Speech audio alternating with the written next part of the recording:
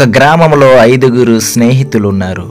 ఆ 5గురు స్నేహితులలో కొందరు దేవుడు ఉన్నాడని నమ్మితే మరికొందరు దేవుడు లేడని నమ్ముతున్నారు.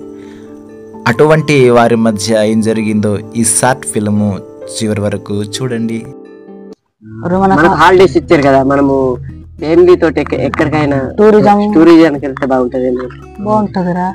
వెళ్తే ఇంకా ఎక్కడెక్కడ వెళ్ళాలని ప్లాన్ చేసుకోండి. వెళ్తే బాగుంటది కదా, అక్కడ బుర్జులు. అరకు టూరిజం ప్లేస్ బాగుంటదా? అక్కడ వెళ్తే బాగుంటది. అక్కడ మ్యూజియం కూడా ఉంది బాగా. ఇంకా అక్కడ ఉండే వాతావరణం కూడా బాగానే ఉంటది.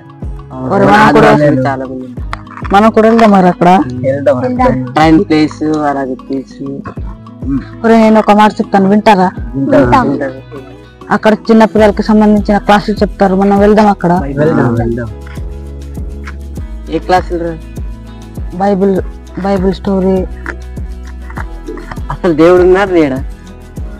అసలు దేవుడు ఉన్నాడా? దేవుడు ఉన్నాడు కాబట్టి సృష్టి ఉంది. దేవుడు ఉన్నాడు కాబట్టి మనం అందరం ఉన్నాం రా. దేవుడు లేడని ప్రశ్న నీకు ఎలా వచ్చిందిరా? ఎందుకంటే దేవుడు ఉంటే మనకు కాపాడుతుంది కదా. సునామీలు, భూకంపాలు ఎందుకు వస్తున్నాయి? మనుషులు ఎందుకు చంపేసుకుంటున్నారు? ఎక్కడ చూసినా దోపిడీలు, దౌర్జన్యాలు ఎందుకు జరుగుతున్నాయి? అసలు నాకైతే దేవుడు ఉన్నాడని నమ్మకం ఉందిరా. అసలు దేవుడు ఉన్నారా? మీరు నమ్ముతున్నారా? మీరు ఎవరెవరా దేవుడు ఉన్నాడని నమ్ముతున్నారు? నేను నమ్ముతున్నాను. నేను కూడా నమ్ముతున్నాను దేవుడు ఉన్నాడని. ఈ ప్రశ్న మనం పెద్దలు అడుగుదాం రా, వాళ్ళైతే అక్కడ చెప్తారు. సరే అయితే పెద్దల్ని సమాధానం అడుగుదాం. అయితే సరే సరే అడుగుదామా? సరే పెద్దల్ని అడుగుదాం. డౌట్ అయినా క్లియర్ అవుతుంది. పెద్దలు అడుగుదాం. దేవుడు లేడని బుద్ధిహీనులు తమ హృదయంలో అనుకుందరు. వారు చెడిపోయిన వారు, అసహ్య కార్యములు చేయుదురు. మేలు చేయవాడు ఒకడును లేడు. వివేకము కలిగి దేవుని వెదకువారు కలరేమో అని యెహోవా ఆకాశం నుండి చూసి నరులను పరిశీలించాను. అయితే బాబాయ్ని అడుగుదాం. ఆ బాబాయ్ ఆయన సమాధానం కరెక్ట్ చెప్తాడు. పదండి వెళ్దాం.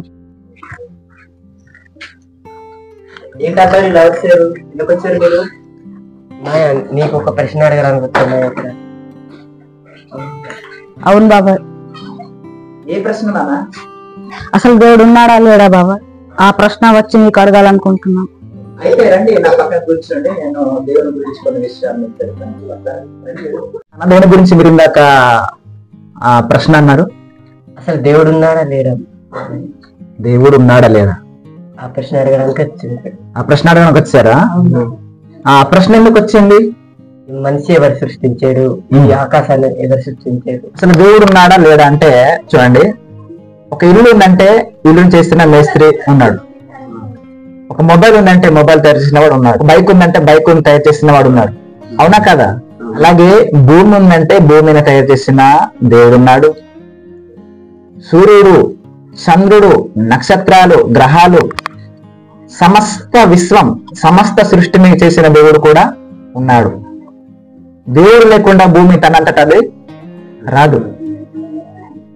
దేవుడు లేకుండా సూర్యుడు తనంతటా రాడు. దేవుడు లేకుండా చంద్రుడు లేడు. దేవుడు లేకుండా కోటాను కోట్ల నక్షత్రాలు లేవు. ఈ సమస్త సృష్టిని చేసింది కూడా ఒకే ఒక దేవుడు. ఆయనే మనందరికి తండ్రి. ఆ దేవుడి గురించి సరైన అవగాహన లేక దేవుడు లేడని కూడా చాలా మంది అంటున్నారు. అయితే నువ్వు ఇందాకన్నట్టుగా కరువులు, కాటకాలు, సునామీలు, తెగుళ్ళు, అలాగే మనుషుల మధ్య భేదాలు, మారణకాండ అన్నీ ఉన్నాయంటే దాని కారకుడు ఎవరంటే మనిషి కూడా. అవునా కాదా? మనిషిలో స్వార్థం ఏర్పడింది. అందుకనే కుటుంబాల్లో కూడా చిచ్చులు, కుటుంబ కలహాలు. మనిషి స్వార్థపరుడై దేవుని ప్రేమను మర్చిపోయి సమస్త సృష్టిని పాడు చేస్తున్నాడు. దేవుడు సృష్టిని కాపాడమంటే దేవుడు ఏం చేస్తున్నాడు? మనిషి దేవుడు సృష్టిని కాపాడమంటే ఏం చేస్తున్నాడు? మనిషి సృష్టిని నాశనం చేస్తున్నాడు, చెట్లు నరికేస్తున్నాడు. అలాగే ఆ ఫ్యాక్టరీలు ఏర్పాటు చేసుకొని ఏం చేస్తున్నాడు? పొల్యూషన్ పెంచేస్తున్నాడు. కనుక్కొని ఏం చేస్తున్నాడు? మనిషి ఓజోన్ పొరను దెబ్బతీస్తున్నాడు. అందుకనే మనకు అకాలమైన వర్షాలు వస్తున్నాయి, పంటలు పండట్లేదు, కరువులు, కాటకాలు వస్తున్నాయి. అలాగే భూకంపాలు, సునామీలు కూడా ఎందుకు ఏర్పడుతున్నాయంటే ఈ సృష్టి అంతా కూడా మనిషి దెబ్బతీస్తున్నాడు. అయితే బైబిల్లో ఒక మాట ఉంటుంది, ఏమనంటే మనిషి దేవుని మాట వినప్పుడు దేవుడు మనిషిని గద్దించడానికి, మనిషిని శిక్షించడానికి కొన్నిసార్లు కరువులు, కాటకాలు, కొన్నిసార్లు భూకంపాలు, సునామీలు రప్పించినట్టుగా ఉంటది. అయితే కొన్నిటి కారణం దేవుడు, అయితే కొన్నిటి కారణం మనిషే. అయితే చూడండి, మనకు దేవుని ప్రేమ మనకు అర్థం కావట్లేదు. ఎలాగా? మనకు పీల్చుకోవడానికి గాలిని ఇస్తున్నాడు. గాలి పీల్చుకోకుండా మన కనీసం ఒక 5 నిమిషాలు ముక్కు మూసుకొని ఉండగలమా? మరి గాలిని చేసిన దేవుడు ప్రతినిత్యం మాకు ఊపిరిని, జీవాన్ని ఇస్తున్నాడు. అవునా కాదా? మీరు ప్రతిరోజు ఎన్ని పూట తింటారు? మీరు ఈ 3 పూటలు తింటున్న ఆహారం కూడా ఎలా పండుతుంది తెలుసా? మనము భూమిని చేసింది కూడా దేవుడే, అలా విత్తనాలు ఇచ్చిన దేవుడే, భూమి ఇచ్చింది దేవుడే, విత్తనాలు ఇచ్చింది దేవుడే. ఆ భూమిలో మనం విత్తనాలు వేసేస్తాం దున్నేసి, తర్వాత దానికి ఆ విత్తనాలు మొలకెత్తాలంటే ఏం అవసరం? వర్షం కురిపించేది దేవుడే.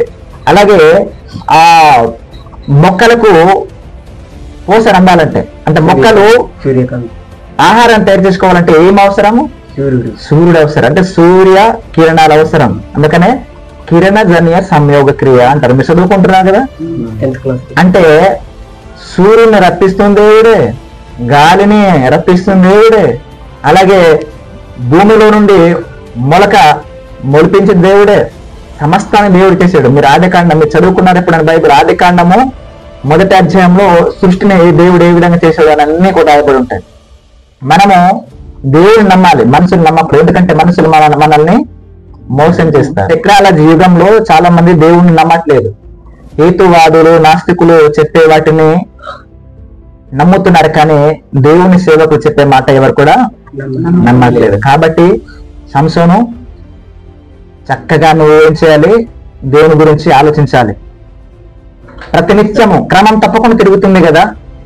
ఎప్పుడైనా ఏ రోజైనా సూర్యుడు ఆగిపోయాడా? లేదు కదా. ఎప్పుడైనా భూమి తిరిగిన ఆగిపోయిందా? ప్రతినిత్యం అలా కంటిన్యూస్ తిరుగుతున్నాయి కదా. మనిషి చేసిన వాచ్ కానీ, లేదంటే వస్తువులు కానీ, లేదంటే ఒక మొబైల్ కానీ, ఏదో ఇవన్నీ కూడా రిపేర్ అయిపోతాయి. కానీ దేవుడు చేసినవి ఎప్పుడైనా రిపేర్ అయిందా? లేదు. వాటి గురించి మాట్లాడే అర్హత మనకు లేదు. ఎందుకంటే అన్ని కూడా మన గురించి చేసాడు దేవుడు. అన్ని కూడా ఎవరి గురించి చేశాడు? మన గురించే. మరి అటువంటి ఉన్నతమైన దేవుని ప్రేమను, అటువంటి ఉన్నతమైన దేవుని వ్యక్తిత్వాన్ని మనము ప్రశ్నించకూడదు. ఎందుకంటే ఇప్పుడు నువ్వు, నేను, మనం అందరూ కూడా ఇలా ఉన్నామంటే కారణం ఎవరు? దేవుడా కాదా? లేదండి మా అమ్మ నాన్నలు అనుకుంటున్నారా? ఆ అమ్మ నాన్నలు రావడానికి వాళ్ళ అమ్మ నాన్నలు, వాళ్ళ అమ్మ నాన్నలు రావడానికి వాళ్ళ అమ్మ నాన్నలు, అలా ముందు ముందు ముందు ముందు మూల వెళ్ళిపోతే మొట్టమొదటి మనిషి ఆదాం. ఆ ఆదాము చేసింది ఎవరు? దేవుడు మట్టితో చేసాడు. అందుకనే మన శరీరంలో ఉన్న పదార్థాలన్నీ కూడా, మూలకాలన్నీ కూడా ఎక్కడ నుండి లభిస్తే తెలుసా? మట్టిలో నుండి. శాస్త్రవేత్తలు ఇప్పటి వరకు ఆశ్చర్యపోతున్నారు. నిజంగానే మనిషి శరీరంలో ఉన్నవే మట్టిలో కూడా ఉన్నాయని ఇప్పుడు శాస్త్రవేత్తలు గుర్తించారు.